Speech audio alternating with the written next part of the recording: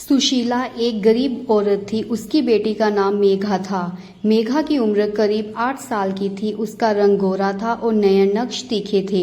मेघा जब 5 साल की थी तभी सुशीला के पति का देहांत हो गया था और अकेली ही अपने घर का गुजारा करती थी। उसकी मदद करने वाला कोई भी नहीं था। लोगों के घर काम करके अपना और अपनी बेटी का पेट पालती थी। एक बार उसकी पड़ोसन ने बताया कि शहर में एक बहुत ही अमीर सेठ रहते हैं। वे बहुत अच्छे स्वभाव के हैं, ईमानदार हैं और गरीब लोगों की मदद भी करते हैं और गरीब घर की लड़कियों का विवाह भी कराते हैं। क्यों ना तुम सुशीला वहां जाकर उनसे काम ही मांग लो। सुशीला का दिल एकदम से खिल गया। उसने मन ही मन सोचा कि अगर मुझे सेठ अपने घर काम पर रख ले तो मेरी बेटी की जिंदगी भी संवर जाएगी और अच्छे से पढ़ लिख जाएगी। फिर एक दिन वे अपनी पड़ोसन के साथ सेठ की हवेली चली गई। सेठ के साथ मुलाकात करने पर सेठ ने कहा कि अभी तो वैसे हमारे पास कोई भी काम नहीं है, जब काम होगा तो हम तुझे बुला लेंगे।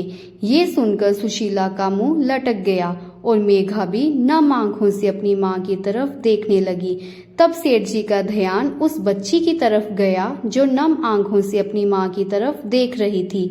सेठ को उस बच्ची पर तरस आ गया और उन्होंने कहा कि ठीक है, मैं आपको अपनी हवेली में काम करने के लिए रख लेता हूँ। इतनी ही देर में सेठानी आती है और बोलती है कि हम तुम्हें अपनी बच्ची की देखभाल के लिए रख लेते हैं। मेरी बेटी मुस्कान भी तुम्हारी बेटी की उम्र की है। इतने में सेठ जी ने बोला कि आज से तुम्हारी बेटी की पढ़ाई की जिम्मेदारी हमारी हुई और हमारी बेटी मुस्कान जिस स्कूल में जाती है उसी स्कूल में तुम्हारी बेटी का दाखिला करवा देंगे। इतना सुनते ही सुशीला मन ही मन खुश हुई। उसे लगा कि जैसे उसके कंधों का सारा बोझ हल्का हो गया हो। सेठानी बोलती है कि तुम कल से आ जाना। अगले दिन सुशीला की बेटी का एडमिशन भी हो जाता है।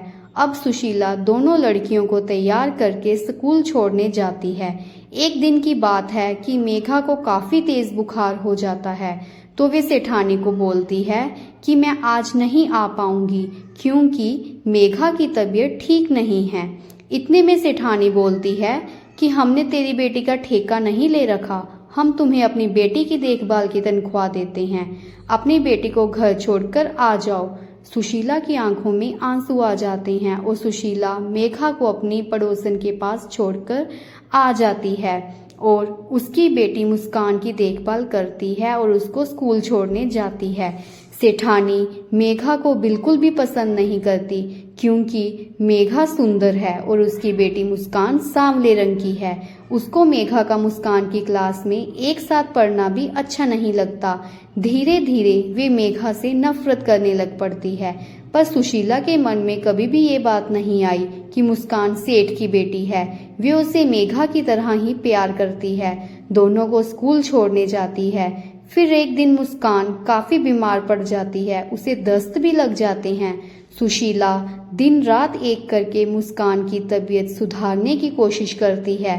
रात को जाग जाग कर उसके माथे की सिंकाई करती है और कहती है कि हे भगवान, मेरी बेटी मुस्कान को जल्दी ठीक कर दे, उसके हिस्से के सारे दर्द मुझे दे दे और जोर जोर से रोने लग जाती है।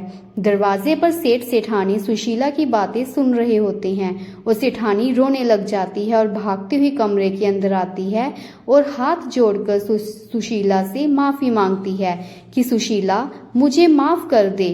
मैंने कभी भी मेघा को अच्छा नहीं समझा क्योंकि मैं सोचती थी कि मेरी बेटी सांवली है और मेघा गोरी है।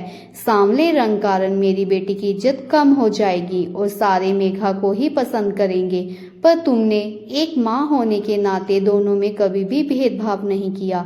मेघा से ज्यादा तुमने मुस्कान को प्यार दिया है।